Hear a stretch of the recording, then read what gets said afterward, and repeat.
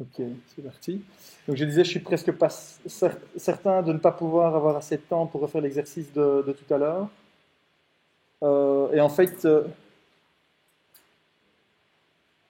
celui que je voulais vous proposer de faire, je l'indique simplement ici. Si vous voulez, entraînez-vous, mais vous verrez qu'après la séance d'exercice, vous aurez des exercices qui sont un petit peu similaires euh, et qui est le suivant en fait. Simplement une application de nouveau de la méthode des forces, qui consiste à dire on a une poutre sur trois appuis, elle est soumise à une charge uniformément répartie, voilà, comme ceci. Alors on vous dit que le diagramme des moments, il est tel que il a cette forme-là.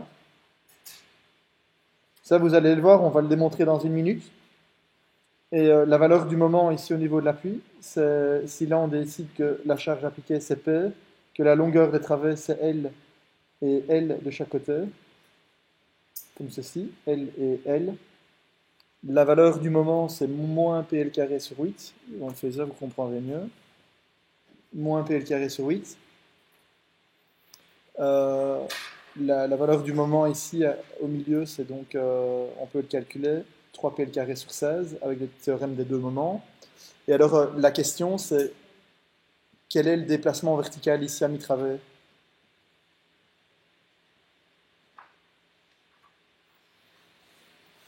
Ok.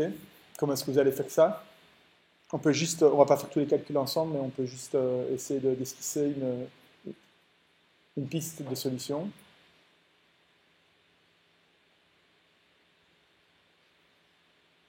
Et donc, on vous demande de calculer un déplacement, donc vous utilisez quoi? Le théorème de la force unité. Ok. On a une structure dans laquelle il n'y a pas d'effort axial. La- Ah oui, on m'a demandé la semaine dernière quid de la déformabilité des forts tranchants que j'ai négligé et qu'on va négliger de manière quasi systématique. Il y aura peut-être un exercice la semaine prochaine où on vous montrera comment ça marche, mais c'est même pas certain parce que c'est vraiment pas les choses qui sont les plus primordiales.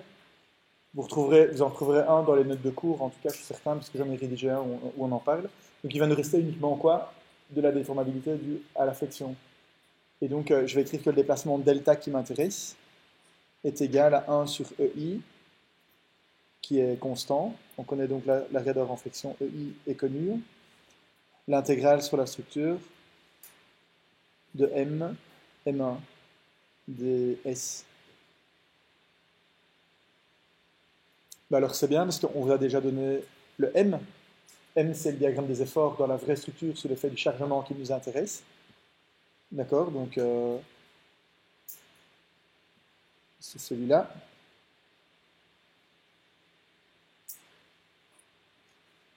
Et alors il nous reste le M1. Comment est-ce que vous allez le calculer?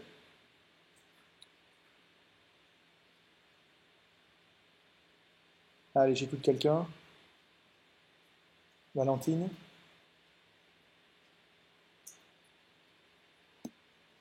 Pas d'idée? Oui.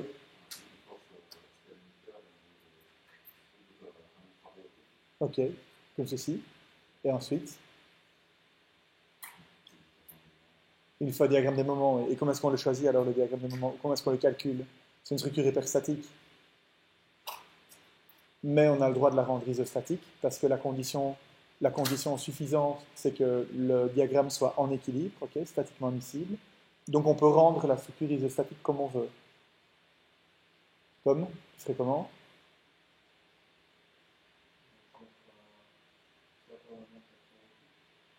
Tu ferais comment? Ah oui, on ajoute une rotule, exactement. Donc on va ajouter une rotule dans la poutre, ici, juste au niveau de l'appui. D'accord? Donc c'est-à-dire que si je fais un zoom sur cette partie-là, si vous voulez, j'ai une rotule qui fait ça, la poutre qui est là-bas, et l'appui est ici. D'accord? Comme ça. Donc j'ai introduit une rotule au niveau de l'appui. Et donc le diagramme des moments, il est très simple. Ça devient un diagramme en chevron. On a une charge unitaire là-bas. Et la valeur maximale du moment, c'est L sur 4.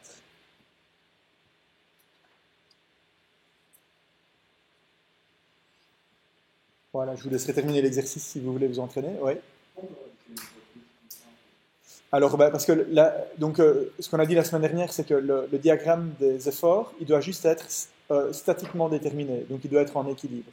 Ça veut dire qu'on a le droit de choisir, si tu veux, grosso modo, des valeurs de réaction d'appui, où on peut supprimer des réactions d'appui, ou on peut faire des coupures, maintenant parce qu'on en a parlé, des coupures simples dans la structure, de manière à faire en sorte que le diagramme des efforts est en équilibre, soit en équilibre. Ok, donc je remplace la structure hyperstatique par une structure isostatique, et je la rends isostatique exactement comme je veux. Donc ça, c'était une solution. Je trouve qu'elle est bonne et elle est très élégante. Pour quelle raison? Parce que si on en avait choisi d'autres, allez, admettons, je n'en sais rien. C'est pour ça que c'est important de vraiment comprendre ou pouvoir calculer très rapidement des diagrammes d'effort dans la structure. Parce que si on avait choisi de faire celle-là, par exemple, c'était pas mauvais, hein, on aurait pu décider de supprimer l'appui du milieu. Évidemment, rien n'était interdit. Mais le diagramme des moments, ça aurait été quoi? Mais ça aurait été ça. Et alors, je dois multiplier le diagramme des moments qui est tout en haut avec un des deux autres. Il n'y a pas photo. Je préfère le multiplier avec celui que Tom proposait plutôt que de le multiplier avec celui que je viens de dessiner maintenant. Ok? Mais évidemment, le résultat, il est exactement le même. Si vous faites le calcul, le résultat est le même. Le jour de l'interro, si vous avez le temps de faire les deux, vous faites les deux. Si vous avez deux fois le même résultat, vous sortez confiant. Ou bien, ou bien vous vous arrêtez après le premier, une demi-heure avant la fin, et puis vous rendez, et puis comme ça, vous ne savez pas. Pas de stress. Ça va? Donc je vous laisse développer cet exercice. Nous, ce qu'on va faire maintenant, c'est faire l'analyse avec la méthode des forces de cette structure, de manière à déterminer le diagramme des moments en mauve qui est là au-dessus. D'accord? Donc on revient à l'étape avant et on se dit maintenant est-ce qu'on est capable de déterminer les efforts avec la méthode des forces? Et puis alors une fois que ça c'est connu et que ça c'est fait, on peut s'entraîner après à calculer des déplacements. Alors, je reviens où on en était. C'est plus ou moins ici. Voilà. Donc, ce qu'on va être occupé à calculer ici, c'est votre première structure hyperstatique de type poutre, et certainement la plus simple qu'on puisse imaginer. Puisque s'il n'y avait que deux appuis, ce serait isostatique. J'en ajoute un troisième. C'est la manière la plus simple de faire une structure hyperstatique. On pourrait mettre 4, 5, 6, 7, 8, 9, 10 appuis, et on complexifie le problème un petit peu plus à chaque fois, et chaque fois on augmente de 1 le degré d'hyperstaticité. Ok, donc le plus simple, c'est celle-là. À partir du moment où la structure elle est symétrique et chargée symétriquement, elle va nécessairement se déformer symétriquement. Okay, comme représenté par le trait en gris clair pointillé ici sur le dessin. C'est symétrique. D'accord? Donc il n'y a pas de raison que la section du milieu sur la piste centrale, qu'elle tourne plus à gauche qu'à droite, puisque c'est symétrique. Okay? Donc c'est exactement comme si on étudiait une demi-structure, la moitié est de droite, et en la modifiant et en lui mettant un encastrement à gauche. Okay? Alors, combien de fois cette structure-là est-elle hyperstatique?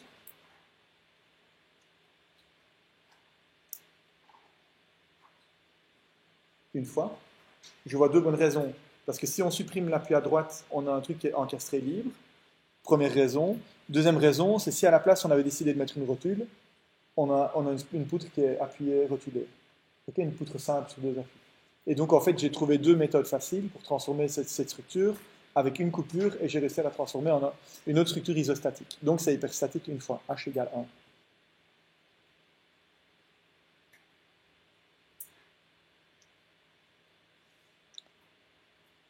On va faire comme dans les dia ici, on va prendre la réaction à droite comme un connu hyperstatique. Hop, je vais la recopier ici.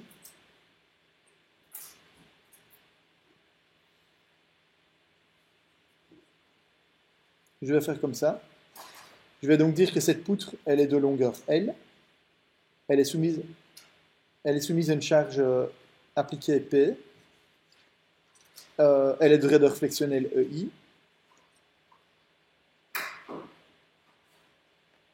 Et elle est soumise à donc une charge verticale P et une réaction que je vais appeler X1, qui a priori est inconnue. C'est pour ça qu'on appelle ça une inconnue hyperstatique. Elle est inconnue à ce stade-ci, cette réaction. On va devoir la déterminer.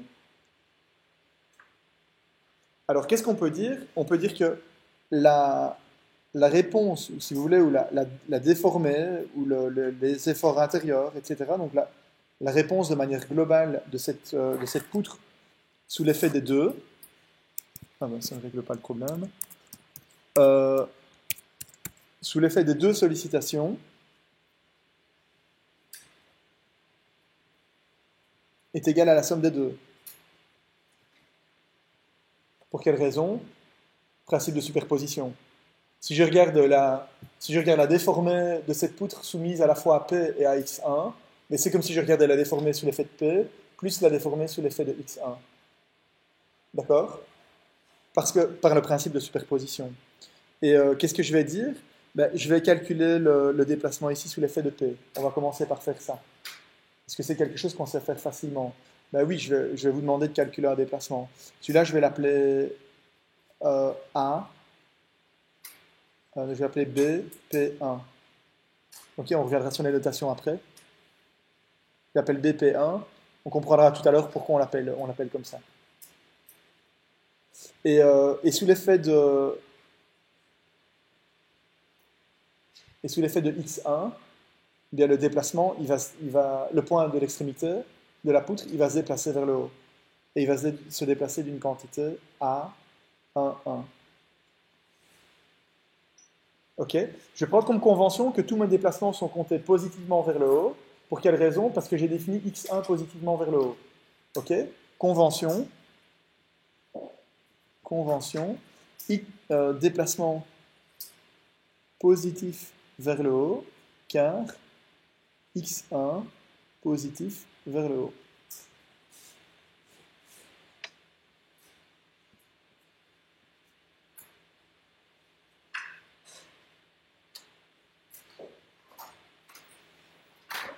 Excessivement important. Notez-le si vous voulez, mais c'est une source d'erreur aussi. C'est les signes, les fautes de signes, c'est toujours ralent quand on fait une faute de signe, et puis elle se propage à travers le calcul, et puis que le résultat final n'est pas bon. Je vais commencer par calculer A11. Comment est-ce que je vais calculer A11? Pablo?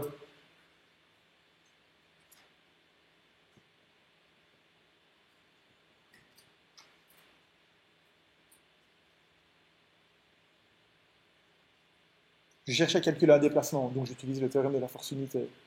D'accord? Le théorème de la force unité nous dit A11 est égal à 1 sur EI, l'intégrale de MM1, pardon. MM1 ds. Ah, que représente M et que représente M1 dans cette formule?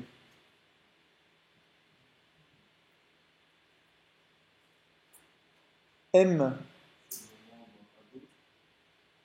ouais, c'est un diagramme des moments, hein, puisque j'intègre un M, c'est une fonction de S. C'est le diagramme des moments. Ouais, c'est un triangle. C'est le diagramme des moments, surtout, ce que j'aurais voulu entendre, c'est le diagramme des moments sous l'effet de la charge appliquée. Ok? Et la charge appliquée, ben, c'est la charge appliquée qu'on voit là-bas, c'est grosso modo sous l'effet de x1. Ok?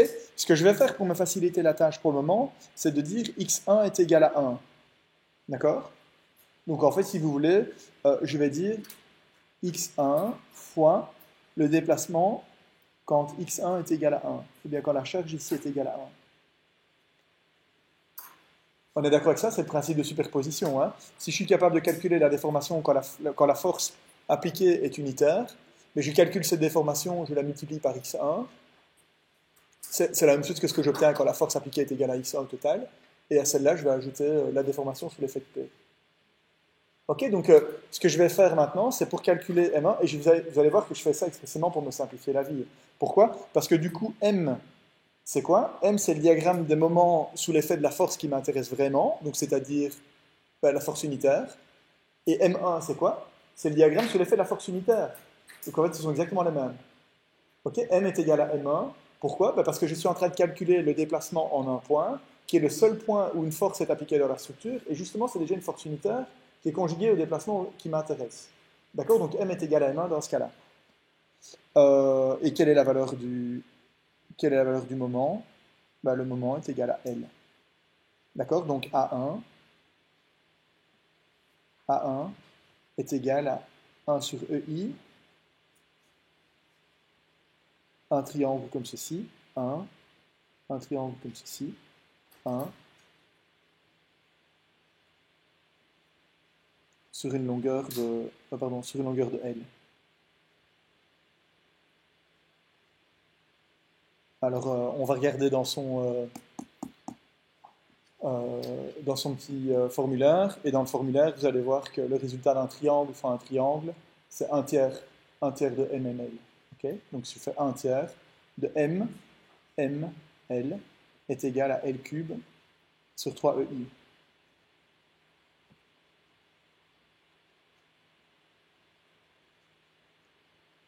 Est excessivement important à retenir. Excessivement important à retenir. Retenez-le. Généralement, c'est pas dessiné comme ça, mais c'est dessiné comme ceci. C'est quand on veut calculer la flexibilité d'un poteau encastré libre. La raideur, c'est 3EI sur L cube. Okay, c'est l'inverse. Okay, ça, c'est une formule qu'on doit connaître. C'est une formule qu'on doit connaître par cœur. Il y a quelques formules dans le monde du génie civil qu'on doit connaître, et celle-là, c'est une des formules qu'on doit connaître. 3EI sur L cube, c'est la raideur d'un poteau encastré libre avec une force horizontale au-dessus. On en reparle quand il y a des effets de vent sur des bâtiments, des effets de tremblement de terre sur des bâtiments. Chaque fois qu'il y a des efforts horizontaux sur un bâtiment encastré libre, on visualise facilement et rapidement la déformée transversale avec 3EI sur L cube. Okay, c'est une petite parenthèse. Comment est-ce que je ferais bien maintenant pour calculer? Et alors oui, vous voyez que le A11 il est positif. Je le note, c'est important. A11 est positif. Mais je m'en doutais. Pourquoi est-ce que je m'en doutais? Parce que d'abord m est égal à m1. Je calcule l'intégrale d'un truc au carré. Donc ça ne peut être que positif. Ok? Et pourquoi est-ce qu'il est positif aussi? Parce que j'ai une structure, je pousse sur la structure en un point et je regarde le déplacement dans cette direction-là. Mais c'est logique que ça doit être positif. Okay, c'est dû à la positivité, si vous voulez, du problème posé dans la théorie de l'élasticité. Vous avez peut-être vu ça avec M. Duchesne, mais je ne suis pas certain. Enfin, soit, mais même intuitivement, on sait que ça doit être positif. Qu'est-ce qu'on peut dire maintenant du BP1? Donc BP1, c'est quoi? BP1, c'est le déplacement vertical, ici au milieu, le déplacement vertical du point sous l'effet de la charge appliquée P. Mais comment est-ce qu'on va faire pour le calculer?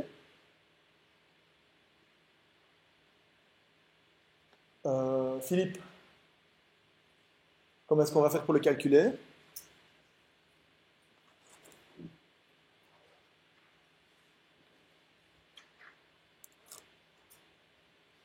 On cherche à calculer un déplacement. Je suis désolé, c'est un peu répétitif, c'est tout le temps la même chose, mais toujours dans la subtilité de ce que représente le M et le M1. Alors, qu'est-ce que représente le M1 dans la formule que je viens d'écrire? Il représente le diagramme des moments qui est obtenu lorsque j'applique un effort unitaire à l'endroit où je veux calculer le déplacement. Bien juste. Et ça, on l'a déjà calculé. D'accord? C'est le diagramme de moment qui se trouve juste là au-dessus.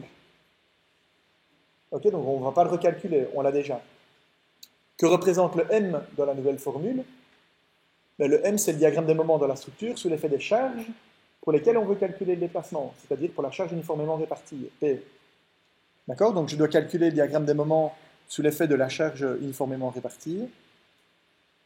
Et ce diagramme des moments, il est représenté comme ceci, avec une courbure vers le bas. D'accord? Puisque vous voyez bien la déformée que j'ai tracée là-bas. Et le moment à l'encastrement, il vaut moins PL carré sur 2. C'est une structure isostatique simple que vous savez calculer. Oui.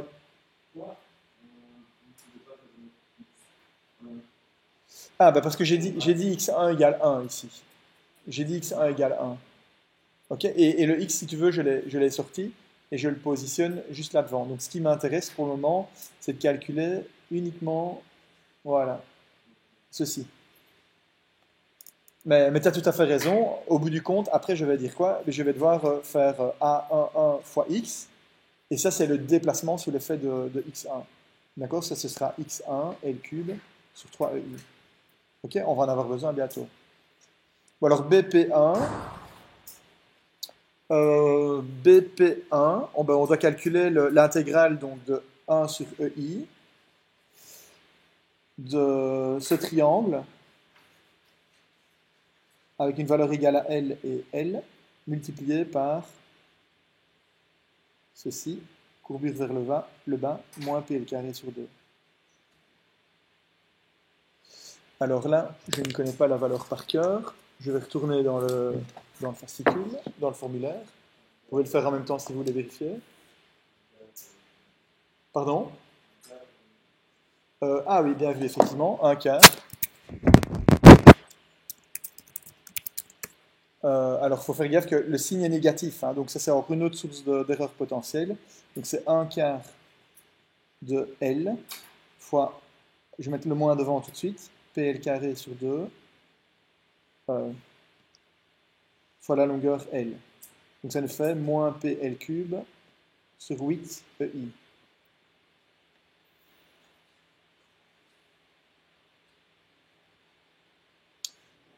Mais je reviens maintenant un petit peu en avant. Donc qu'est-ce que je viens de dire? Je viens de dire qu'on est capable de calculer ce déplacement BP1 de l'extrémité de la poutre sous l'effet de P. Et on est capable de calculer le déplacement de l'extrémité de la poutre, A11, sous l'effet d'une charge unitaire ici, ou bien en multipliant par x1, sous l'effet d'une charge x1. Celle-là, elle est positive, le déplacement va vers le haut. L'autre, elle est négative, le déplacement va vers le bas. Mais qu'est-ce que j'ai fait dans la poutre au moment où j'ai extériorisé x1? J'ai dit, il y a un effort là-bas, mais au départ, il faut quand même bien se rendre compte que la poutre qu'on étudiait, c'est celle-là. Et que le point ne peut pas se déplacer. D'accord? Il ne peut pas se déplacer. Donc la valeur de x1, elle est nécessairement telle que ce point-là ne bouge pas. D'accord? Donc que le déplacement total est égal à 0. C'est ce qu'on appelle une équation de compatibilité. Donc je vais dire quoi maintenant? Je vais dire que A11 x1 plus BP1, c'est le déplacement vertical que je calcule pour ce point-là, compté positivement vers le haut, est égal à 0. C'est une équation de compatibilité. Oui, Joachim. Ah oui, si, tu as raison, oui, bien sûr. Moins PL4, bien sûr.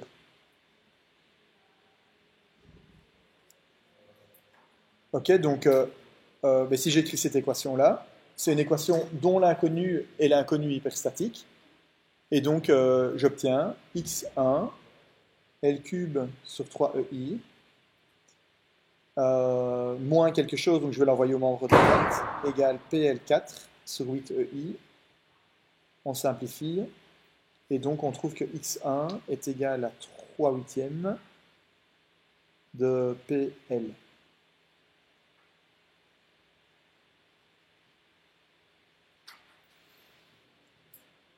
Oui.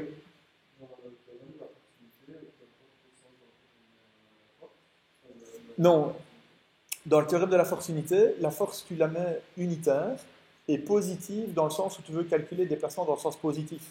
Donc si tu veux calculer le déplacement dans cette direction-là, tu mettrais une force dans cette direction-là. Tu vois, si tu cherches à calculer le déplacement vertical compté positivement vers le bas, tu mets une charge unitaire vers le bas.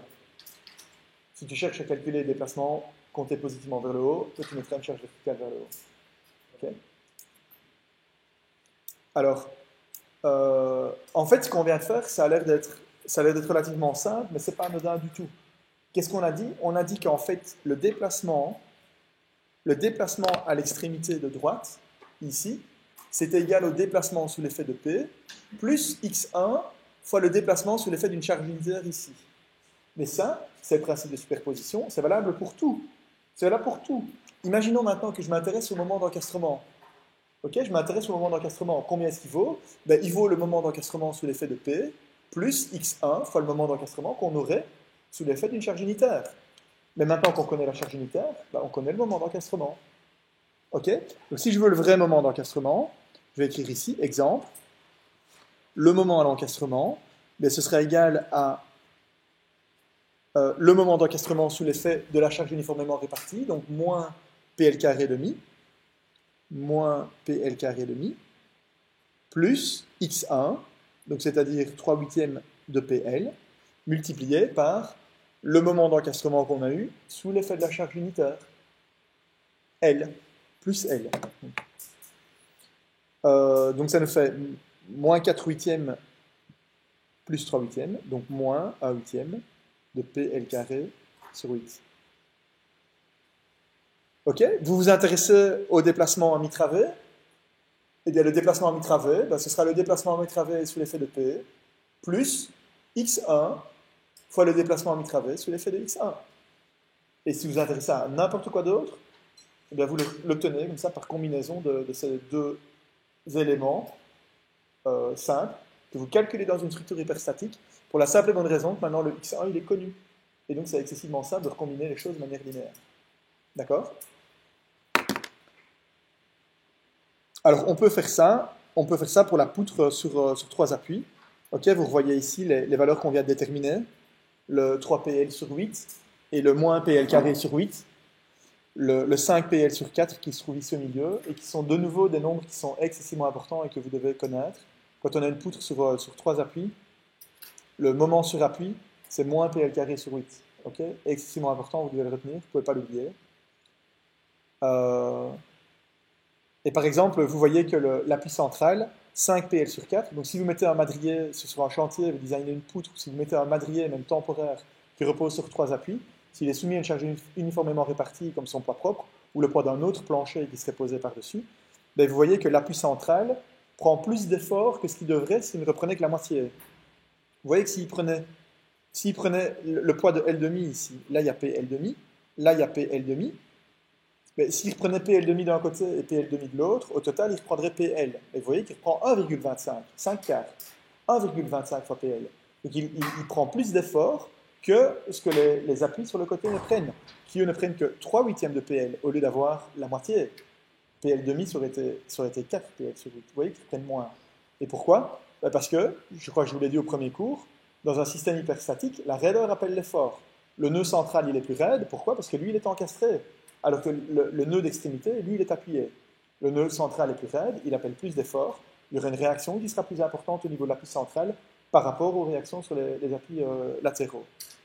Ok? Et ça, c'est quelque chose absolument à retenir aussi, c'est que si vous dimensionnez ce type d'élément-là, l'effort est plus important sur la réaction centrale.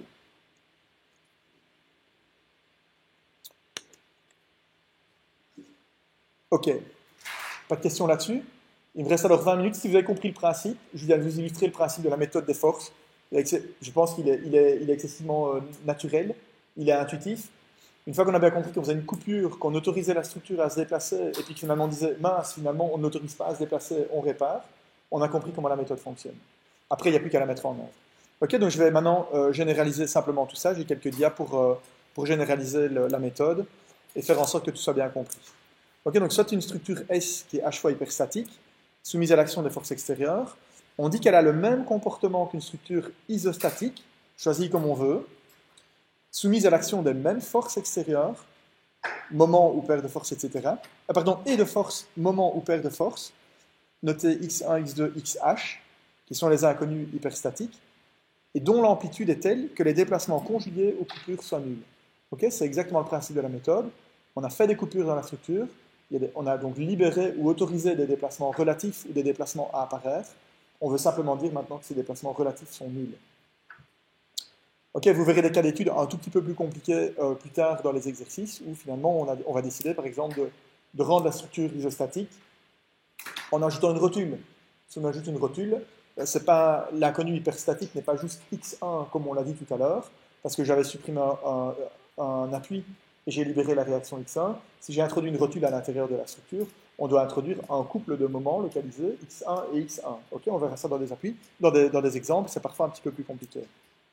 Alors ici, je vous donne un exemple pour H2. C'est un petit peu petit, mais on voit bien ce qu'on veut dire. On a une structure qui est 2 fois hyperstatique. La réponse de la structure sous l'effet des charges appliquées, donc c'est-à-dire une charge distribuée uniformément répartie, plus une charge verticale là-bas, c'est la même, donc dans la structure hyperstatique, c'est la même que dans la structure isostatique qu'on a obtenue comme ceci, en libérant d'une part l'effort axial dans le tirant et en libérant d'autre part une réaction horizontale au niveau d'un appui, à condition d'ajouter à cette réponse-là la réponse obtenue sous un x1 bien choisi et sous un x2 bien choisi. Okay, et on va choisir x1 et x2 de manière à ce que le raccourcissement de la barre ici soit exactement égal à 0, ou si vous voulez, l'ouverture des deux lèvres de la coupure soit exactement égale à 0, et que le déplacement horizontal du point en bas à droite soit exactement égal à 0. Ok, donc voilà en résumé la méthode que vous allez travailler dans tous les exercices. Premier point, identifier le degré d'hyperstaticité. 2, choisir vos inconnus hyperstatiques de manière intelligente, j'ai envie de dire. Donc, essayez de choisir, si possible, des structures isostatiques qui vont vous rendre les choses faciles ensuite. Calculez tous les coefficients de flexibilité, les AIJ et les BPJ. Vous allez voir ce que j'entends par AIJ et BPJ de manière générale, même si on a déjà vu un exemple. Ensuite, écrire les équations de compatibilité. AX plus BP égale 0. C'est un système matriciel quand on a plus qu'une inconnue. Si on a deux inconnus, c'est un système de deux équations, deux inconnues. On l'obtient pour obtenir les valeurs des inconnus hyperstatiques. Et puis après, on recombine tout ce qu'on veut, les déformer, les diagrammes d'effort intérieur, grâce à ces valeurs-là. Je donne un tout petit peu plus de détails sur chacun de ces 6 points. Hyperstaticité, j'en parle plus parce qu'on en a déjà parlé. D'accord. Le deuxième point consiste à choisir les inconnus hyperstatiques. Et donc le système isostatique de référence, le S0. Ben là, il y a plusieurs possibilités. Soit vous décidez d'enlever des réactions extérieures, comme je viens de le faire, et vous introduisez pour les X1, X2, etc., des forces concentrées ou bien des moments concentrés. Soit vous coupez à l'intérieur de la structure et vous dites, comme dans un tyran par exemple, qu'il ne peut pas y avoir de déplacement relatif. Vous coupez dans le tyran et puis vous lui dites, ok, c'est bon, on t'autorise à t'ouvrir ou à éventuellement te refermer davantage. Ben, en fait, on sait bien qu'il n'y en a pas. D'accord. Donc là, qu'est-ce qu'on fait si on coupe et qu'on regarde un déplacement relatif? On doit introduire une paire de forces. Ok, c'est exactement ce que je dessine là-bas. Ok, parce qu'on veut calculer un déplacement relatif, donc on impose deux forces. Quand on calcule un déplacement absolu, on n'impose qu'une seule force. Ok, le principe de la réaction d'après tout à l'heure. Soit on utilise des rotations relatives, et là on utilise un couple de moments. Ok, couple au sens d'une paire. D'accord, c'est une paire de moments. J'aurais peut-être dû écrire une paire pour être sûr qu'on soit tous d'accord sur la signification du mot couple. Une paire de moments. Donc on a introduit par exemple une rotule comme ceci, et on va définir une paire de moments pour remplacer une structure, un élément de structure qui était continu. Alors ensuite, on va calculer les éléments, les coefficients de flexibilité AIJ.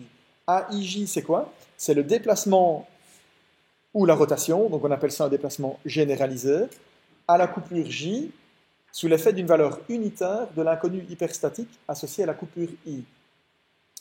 Je veux simplement dire par là que quand j'impose par exemple ici une valeur unitaire du couple de forces à l'intérieur du tyran, eh bien, évidemment j'ai un raccourcissement du tyran à cet endroit-là, mais en même temps, ce n'est pas pour ça que le déplacement ne se déplace pas ici à droite. D'accord. Donc l'appui de droite, il va se déplacer vers la gauche, et cette quantité-là, je dois la calculer. Ça, c'est ce que je vais appeler A1,2, parce que c'est sous l'effet d'un effort en 1, c'est le déplacement au point 2. Pareil, quand j'impose une force unitaire à l'appui de droite, mais je vais calculer A2,2, donc le déplacement du point 2 sous l'effet d'une force au point 2, et je vais calculer A2,1, le déplacement relatif, donc associé au degré liberté 1, si vous voulez, ou à la coupure 1, sous l'effet d'une valeur unitaire de la charge au nœud 2, de l'inconnu hyperstatique 2. Ok. Donc AIJ, je répète la définition, c'est le déplacement généralisé, donc je veux dire déplacement, rotation, déplacement relatif ou rotation relative, à la coupure J, sous l'effet d'une valeur unitaire de l'inconnu hyperstatique à la coupure I. Pour faire ça, on doit utiliser le théorème de la force unité dans la structure isostatique, ce qui est relativement confortable, puisqu'on doit appliquer le théorème de la force unité dans une structure isostatique, donc on sait la calculer. Et donc, en fait, AIJ, on va utiliser ces notations-là. AIJ, ce sera obtenu par l'intégrale de NI MJ sur EI, l'intégrale de NI NJ sur EA, et MI et MJ, et NI et MJ, ce sont quoi? Ce sont les efforts qu'on obtient quand on implique une valeur unitaire de l'inconnu hyperstatique I, et l'autre unitaire de l'inconnu hyperstatique J. Ok, donc moment, je vais écrire ici, sous valeur unitaire de XI. Et l'autre, c'est idem pour XJ. Alors, convention, c'est ce que je rappelais tout à l'heure. On doit calculer tous les déplacements positivement et les rotations pareilles dans le sens de définition des inconnus hyperstatiques. Okay, et ça, c'est automatique avec le théorème de la force unité. On a les conventions qui normalement devraient être automatiquement vérifiées. Ensuite, on fait quoi? On va calculer tous les coefficients de flexibilité, les BPJ.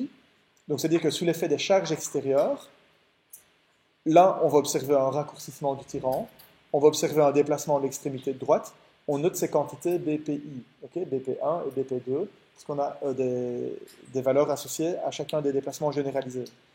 Et donc, ici c'est une erreur, il faudra le corriger, c'est BPI, changer les notations. BPI, c'est le déplacement généralisé à la coupure I sous l'effet des sollicitations extérieures. Pour le calculer, on va faire quoi?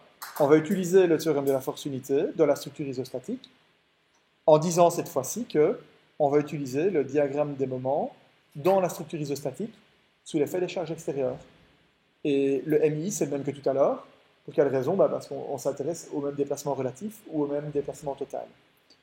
Ok, donc là je vais écrire sous l'effet de P.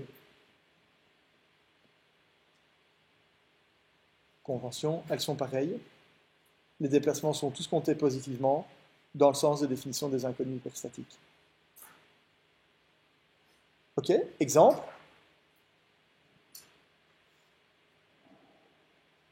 Et exercice en même temps. Mais on a donc 3 cas de charge à considérer, vous avez compris. Le premier, c'est celui de l'effet des forces extérieures. Le deuxième, c'est une force unitaire à la première inconnue hyperstatique. En l'occurrence, ici, c'est un couple de forces parce qu'on a regardé un déplacement relatif. Le deuxième, c'est une force unitaire le troisième, relative à la deuxième inconnue hyperstatique. Et on a les 3 cas de charge qui nous intéressent. Ce sont les 3 lignes du tableau. En colonne, qu'est-ce que je représente? Je représente les diagrammes des moments qui sont associés. C'est une structure qui est une structure isostatique, donc vous devez être capable de les tracer. Vous pouvez en tout cas vérifier au minimum que les allures qui sont représentées là-bas, je les ai simplement données ici à titre indicatif, les allures qui sont là-bas, elles ont du sens et elles vous rappellent des choses que vous connaissez. On a la même chose pour les efforts internes. Et donc, une fois qu'on a établi ça, on a à peu près tout ce qu'il nous faut pour résoudre la structure avec la méthode des forces. Pourquoi? Parce que qu'est-ce qu'on vient de dire? On doit calculer plusieurs choses. On doit calculer les AII ou les AIJ et les BPI. Qu'est-ce que je viens de dire? On peut le prendre à l'envers. On vient de calculer tout de suite les BP. Les BP, c'est ce qu'on a vu à la diapositive précédente. Qu'est-ce qu'on va devoir calculer? On doit calculer des déplacements dans la structure isostatique sous l'effet des charges extérieures. Et donc on vient de dire que quand on va appliquer le théorème de la force unité, on doit utiliser quel diagramme de moment? On doit utiliser le diagramme de moment sous l'effet des charges extérieures parce que c'est notre M. Et le M1, ça dépend. Si on veut calculer BP1, on va utiliser M1. Vous voyez? On va croiser le P avec le M1 pour obtenir BP1. Et on va multiplier le MP par M2 pour obtenir BP2. D'accord? Qu'est-ce qui se passe maintenant quand je croise les autres? Si je croise M1 avec lui-même, je vais obtenir A11. Donc je fais ça fois ça. M1 fois M1. Si je fais M1 fois M2, M1 fois M2, donc je multiplie ces deux diagrammes-là, et je vais obtenir A12. Ce que j'ai montré un petit peu plus haut, quand on parlait des AII, voilà ici, on va obtenir M1, M2 pour calculer le A12. Okay? A12 et A21 sont toujours les mêmes. Pour quelle raison? Parce que le produit est commutatif. Si vous faites M1 fois M2 ou M2 fois M1, ça donne le même résultat. D'accord? Donc ceci et ça donnent le même résultat. Le A11 et le A22 sont toujours positifs. D'accord? Parce que j'ai fait M1 fois M1. M1 fois lui-même, c'est un nombre carré que j'ai intégré, donc c'est toujours positif. Pareil si je fais M2 fois M2. D'accord? Donc en faisant ça, on a établi tous les coefficients AIJ et tous les coefficients BPI. Vous voyez que A, je l'ai noté avec 2 indices, donc ça prend la forme d'une matrice, et B, je l'ai noté avec un indice, ça prend la forme d'un vecteur. Okay, c'est pour ça que j'ai utilisé un A majuscule, c'est la convention pour la notation des matrices, et un B minuscule pour les vecteurs. Alors ensuite, on va écrire les équations de compatibilité. Et qu'est-ce qu'on va dire? La même chose que ce qu'on a fait dans notre exemple précédent. On va dire, je vais prendre l'exemple du déplacement à droite. Je vais dire, le déplacement à droite, sous l'effet, donc compter positivement vers la gauche. Pourquoi? Parce que vous voyez, j'ai mis x2 égale à 1. Je vais mettre égal à 1, compter positivement vers la gauche. Le déplacement vers la gauche, sous l'effet des charges extérieures ici, c'est BP2. Le déplacement vers la gauche ici, sous l'effet d'une charge unitaire, c'était on a noté A12, le voilà. Donc sous l'effet de x1, ce sera x1 fois A12. Et le déplacement sur la gauche, ici, là-bas, sous l'effet de la charge unitaire horizontale x2, eh bien ce sera x2 fois a de 2. Et ça, la somme de ces trois éléments-là doit être égale à 0. D'accord? Donc ça me donne une équation de compatibilité. Cette équation de compatibilité, ben, elle prend la forme ax à 10j plus bp à 10j, ça doit être égal à 0. Et on a en fait, on peut faire la même chose pour le 1. Je ne l'ai pas fait parce que c'est exactement la même chose. Et c'est plus facile de réfléchir avec une charge horizontale qu'avec un couple de sollicitations. Mais le principe est exactement le même. D'accord? Donc, je peux peut-être simplement lire pour être sûr de bien appuyer. Donc, AIJ, c'est le déplacement généralisé à la coupure J sous l'effet d'une valeur unitaire de l'inconnu hyperstatique associée à la coupure I. Donc, la somme des XI à IJ, c'est le déplacement généralisé à la coupure J sous l'effet des H inconnus hyperstatiques, dont les intensités sont X1 jusqu'à XH. Et cette somme, c'est la jème composante, en fait, du vecteur A fois X. Donc, si je calcule A fois X, j'ai bien une matrice H fois H. Et le vecteur x, c'est le vecteur dans lequel je vais collecter toutes les inconnues hyperstatiques. C'est un vecteur de taille h fois 1. Donc le produit matriciel de ces deux-là, ça me donne un vecteur de taille h fois 1. Et BPJ, c'est le déplacement généralisé à la coupure J sous l'effet des sollicitations extérieures, comme on a dit. Donc le déplacement total généralisé à la coupure J sous l'effet des H inconnues hyperstatiques et des charges extérieures, donc la somme des deux, est donnée par cette équation-là. Et donc l'équation de compatibilité, elle est relativement simple. Elle prend la forme canonique compacte AX plus BP. Cinquième étape, résoudre le système pour obtenir les valeurs des H inconnus hyperstatiques. On doit résoudre un système d'équations qui est de dimension H fois H. Généralement, on vous demande de le faire à la main quand H est égal à 1, 2 ou éventuellement 3.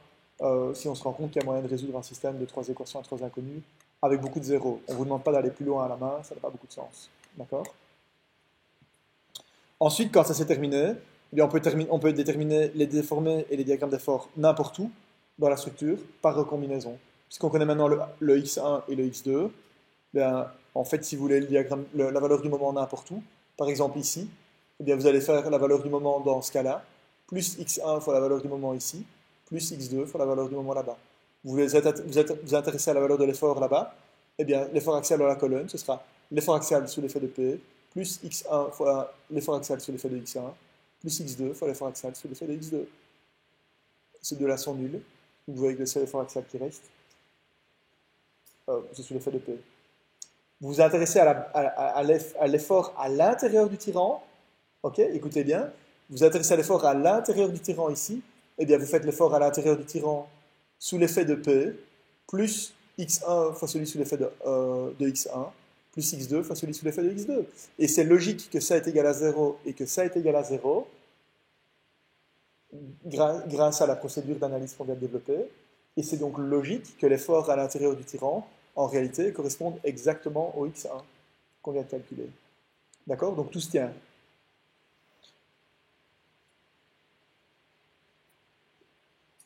Ok, donc ceci simplement pour expliquer que n'importe quel moment dans la structure peut être obtenu comme étant le moment sous l'effet des charges extérieures, plus les combinaisons des moments calculés sur chacune des inconnues hyperstatiques unitaires.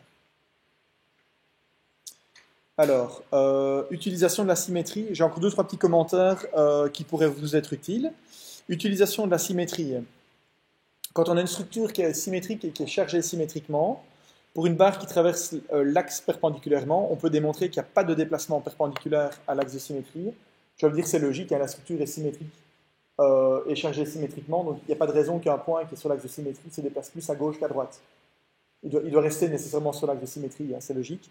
Donc tous les points qui se trouvent sur l'axe ici, ils peuvent descendre que verticalement.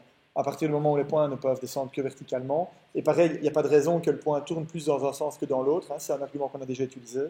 Donc on se retrouve avec une modélisation qui va ressembler à celle-là. Il n'y a pas de déplacement vertical, il n'y a qu'un déplacement vertical, il n'y a pas de déplacement perpendiculaire à l'axe. Et donc en fait, on voit bien que là, l'effort tranchant vaut 0, c'est un plateau. Donc il ne peut pas y avoir d'effort tranchant. Donc sur l'axe de symétrie, il n'y a pas d'effort tranchant et il n'y a pas de déplacement perpendiculaire. Si par contre le chargement est antisymétrique, comme dans cet exemple-là, oui, évidemment, je n'explique pas à quoi ça sert, mais ça sert à remplacer une structure qui potentiellement est fortement hyperstatique en une structure qui est beaucoup plus simple et bien moins hyperstatique. Donc en utilisant évidemment la symétrie, on peut se ramener à un problème qui est un problème beaucoup plus simple. Si maintenant le chargement n'est pas symétrique mais qu'il est antisymétrique, ben, qu'est-ce qu'on peut dire? Tous les points qui sont sur une barre qui traverse l'axe de symétrie perpendiculairement sont telles en fait qu'on n'a pas d'effort axial et il n'y a pas de moment de flexion. C'est un petit peu plus long, je ne vais pas vous démontrer ça. La démo est dans vos notes de cours, il faudrait quelques minutes pour vous en parler, c'est pas super utile.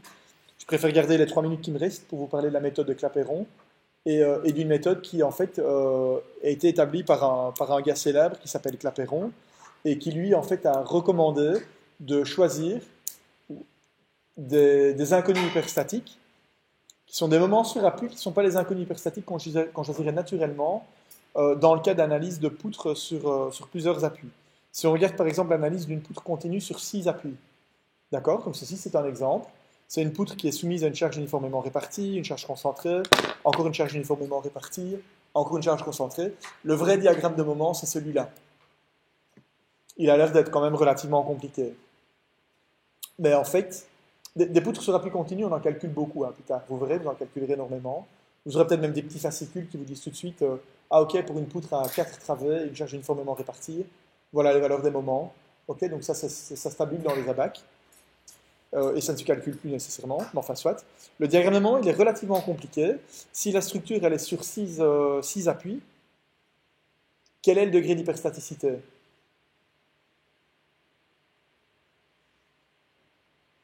Je dois en retirer 4 pour en garder 2, grosso modo.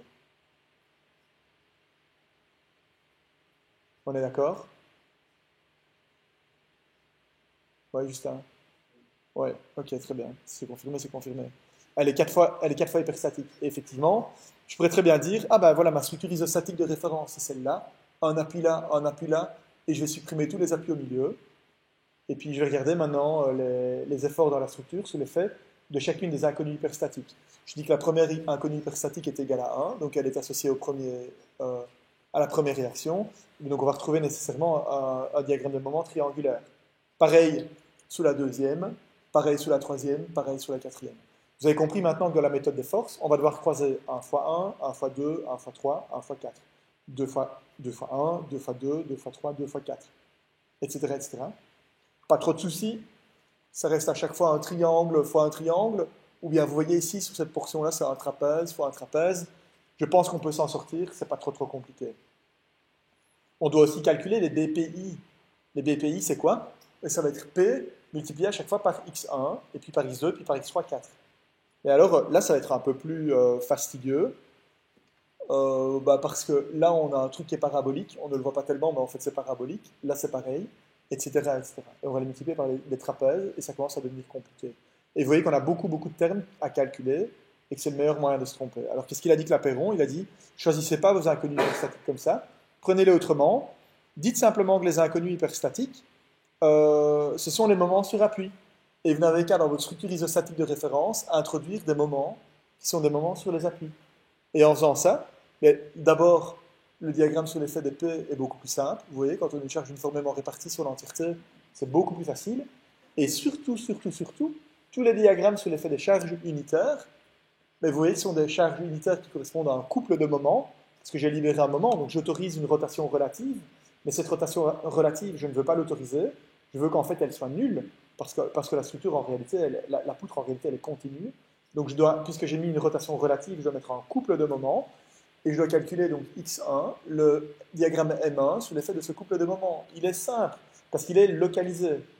Ok, je pense que dans les notes de cours, c'était il y a un an, j'ai écrit il est confiné, un mot qu'on ne pourrait plus utiliser aujourd'hui.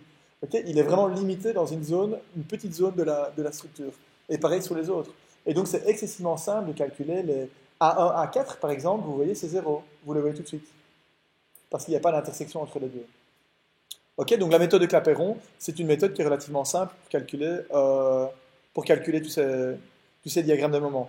J'ai résumé ici les équations de la méthode de Clapeyron, mais vous verrez qu'avec un exercice ou deux, vous aurez la possibilité de même ne plus avoir besoin de ces formules et pouvoir les calculer vous-même très facilement et très rapidement avec des impacts du style un triangle fois un triangle, un tiers de NML, etc. etc. Voilà, ça clôt ma partie de la présentation d'aujourd'hui. Je vous laisse dans les mains d'Anas pour pour un petit peu d'exercice aujourd'hui et la semaine prochaine.